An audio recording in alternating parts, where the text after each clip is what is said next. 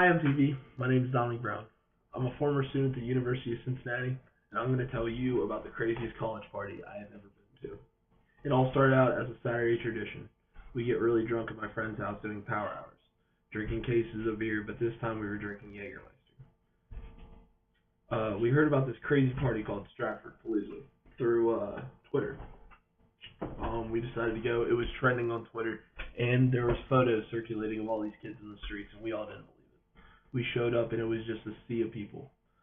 There were little people crowd surfing. There were girls on roofs dancing, getting naked, and it was a great time.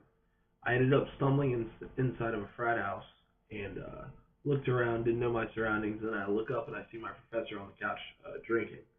I drank with my professor a little bit, and then frat owner, the guy that lives there, came out and said, "Who do you know here?" And I just said I was trying to find the bathroom and drinking with my professor. And he said, "Oh, it's all good, man. Come get on the roof with us." So I got on the roof and we ended up drinking up there for a while. And then we came down and I had to say goodbye to my professor, told him I'd see him the next day.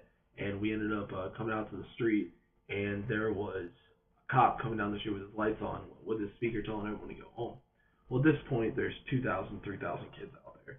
And this kid decides to throw a bottle through the guy's window.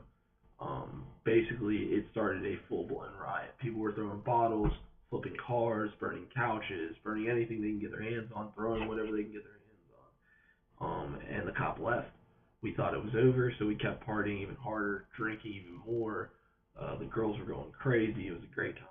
And then about 30 minutes later, the cops showed back up, except for they were in full riot gear, and there was about 30 to 40 of them. They started throwing tear gas and told us all to leave. At that point, I decided to leave with all my friends and go back to my buddy's house. Usually we go to bed at this point, but we decided to keep drinking because we were still jacked up and, still trying to party.